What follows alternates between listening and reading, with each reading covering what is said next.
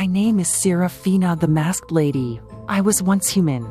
Since then, I have lived many lives. I have been loved and reviled, adored and despised, been the child of a poor prostitute and a courtesan revered by thousands. When I was a child, a stranger with no face offered me the ability to move between the worlds. Since then, my every death has led to a new life. I once had a true love. He was ripped away from me when I was murdered in the 18th century. I search for him still. In the meantime, I walk in the shadows behind the universe, visiting realms both exquisite and terrible and bringing back stories and rhymes to amaze the mind and enchant the ear. Through my YouTube channel, I send the stories out into the world, hoping that my true love will hear them and reply. Hoping, if he does not, that I will find in the other souls who listen kindred spirits to help ease the pain. What of you, stranger? Did you come here tonight seeking a mystery? Do you hunger for a spark of excitement, for the dark thrill of fear? Will you listen as my tales unfold, knowing that some may very well take on lives of their own? Consider, stranger, whether you have the courage to walk between the worlds with Seraphina the Masked Lady. Hello there, my deeply delicious darlings, and welcome back to the channel. How are you this evening? I am a delighted lady today. While watching one of my favorite movie channels this weekend, I came across an intriguing notion. Christmas in July.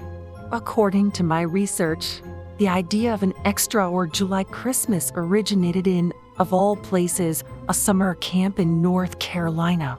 The organizers decided that picking a day when they'd celebrate an extra Christmas would be a fun way of extending the much-loved spirit of the season. As you may or may not know, the notion took off. Now, many people enjoy celebrating it. Of course, being myself, I joyfully grabbed onto the idea. I am a woman who adores the spark and sparkle of the Christmas season, so I will take any opportunity to indulge in my passion. What follows are 6 poems dedicated to the fun, magic, and wonder of Christmas. Come with me and enjoy.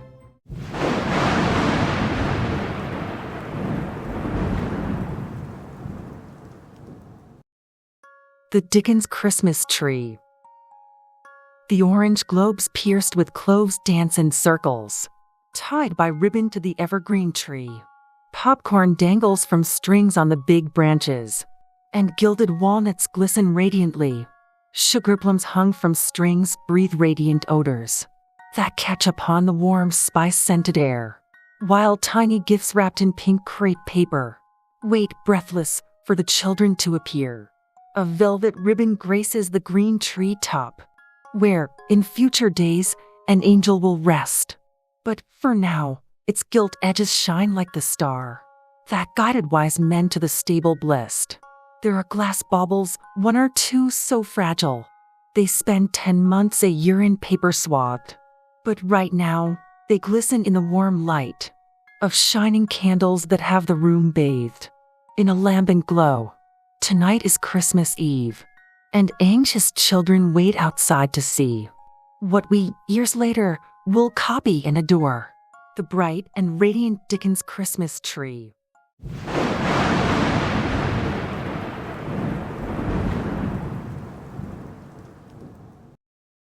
The Lady in the Snow. I met the lady on a long country road, perched on a fence post in the falling snow. I was surprised. I'd sought the place for quiet, after being left with nowhere to go, and no one with whom to celebrate Christmas. Friends and colleagues had all been too busy. An orphan, I had no family of my own who'd open up their homes and hearts to me. Once, I'd have snuggled at home with my sweet wife, but she had died 18 long months ago. So this Christmas, I'd breakfasted on my own, looking out at the garden in the snow. My front room looked merry enough in the lights that twinkled on the stalwart Christmas tree. I cut mistletoe and carried from the high field, not caring it would only shine for me. I had a gift to open. I had bought it 2 weeks ago and I wrapped it myself. The tag said, "From Santa." It was a brass clock, surrounded by white angels. On my shelf, it had looked quite at home. I'd primed and set it. But soon, the steady ticking bothered me. I'd flicked through TV channels without pleasure. Before I figured what was bugging me was restlessness. I could not stand the quiet. Wrapped up between the four walls of my home, the silence of nature might ease me, I thought. While walking, I would not feel so alone. I knew the hills well, but on that Christmas day, I found a trail I had not walked before, heading up through the downs where the ice twinkled on pale trees that gazed on a stony shore. That was when I saw her. She wore a jacket. Bright snowflakes made a crown on her pale hair. I almost turned and left, but she looked at me. She smiled when she saw that I was there. "Hello," she said, "and Merry Christmas to you. I hope I'm not intruding sitting here. I live in a village next to the seaside, but it has been a sad and lonely year. A yearning soul and sad heart sent me walking. By accident, I came upon this place. It was made to watch the fall of Christmas snow." She laughed, and the action lit up her face. "I was alone today as well," I confessed. "Would you like to come to the pub with me? They're having a carol sing in an hour. I might sing myself if you will join me." The girl chuckled and extended her pale hand. I prayed someone would come, my soul to lift. "I'll walk with you and sing with you as long as you do not mind being my Christmas gift."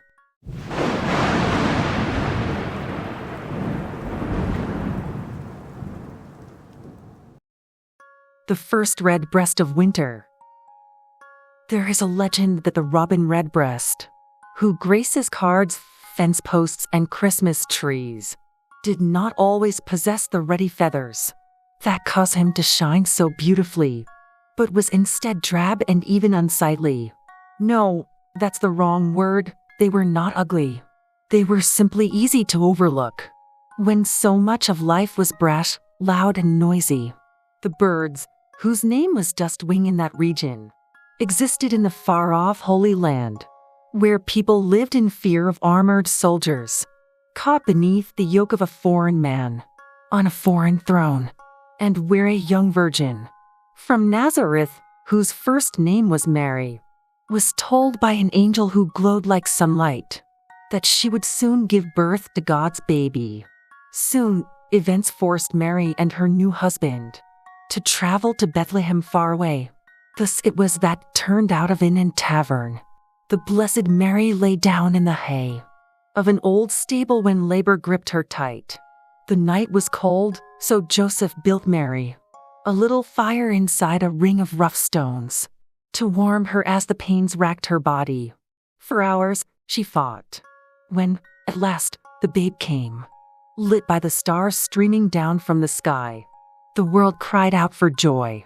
But the fire was low, barely a flicker and about to die.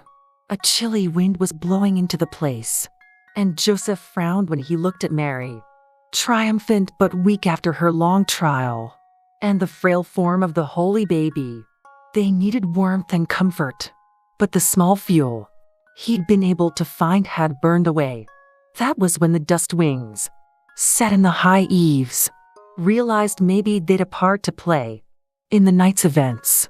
Down they flew and hovered, beating their wings to keep the fire healthy. It worked. The blaze resumed, hotter and hotter. The holy baby sighed contentedly, but the breasts of the little birds were heating.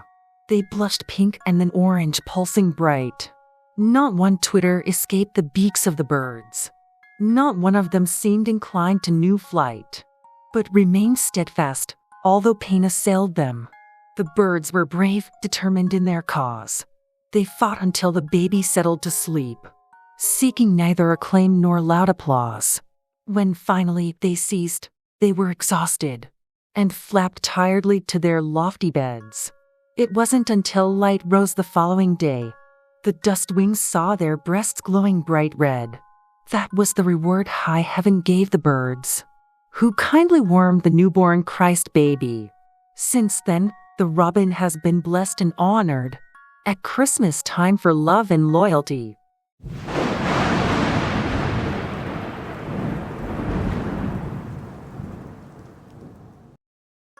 A young man's defense of holly. At Christmas time, all girls love mistletoe, but answer this. Why is poor, dowdy holly denied its own Yuletide kiss? Why do waxy berries white gain all the warmth of life, while red and green are strung upon the doorway, left to strife? Granted, the spikes can do some harm when pressed by an unwary seat, and red berries may sometimes spoil when hung before the fire's heat. But when Christmas comes round again, I pray, think of holly. Give him a kiss. Or if you can't, give it instead to me.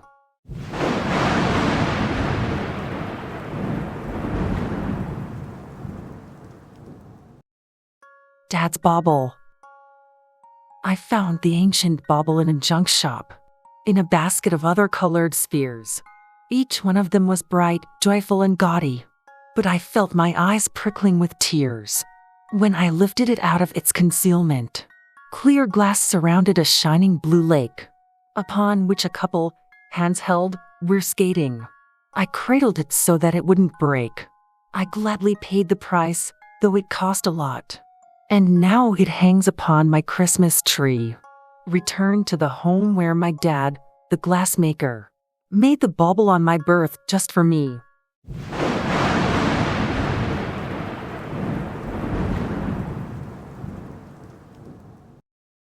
Stars and snowflakes.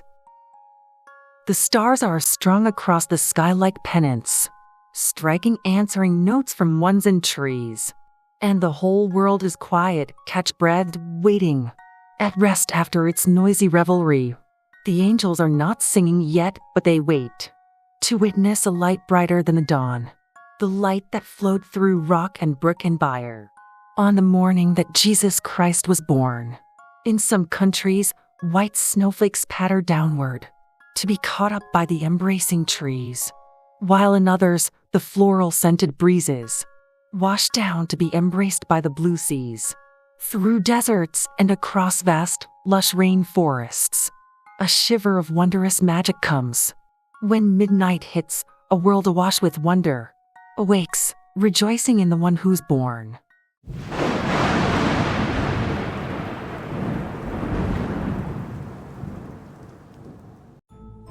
Well, what did you think? Did you enjoy the poems? Did you feel a flash of excitement and the nearness of Yuletide magic, or are you happy to wait for December to do your celebrating? Either way, I would love to hear from you in the comments. If you want to leave me a Christmas gift this July, please like the video and leave me a hi or hello. If you got all the way to the end of the video, type the word stockings in the comments section. Personally, I am going to treat myself to a Christmas movie marathon. I have my Christmas slippers and reindeer antlers ready and intend to enjoy myself shamelessly. So, my delicious darlings, let me wish you a happy July Christmas, a lovely evening, and a fabulous end of the month.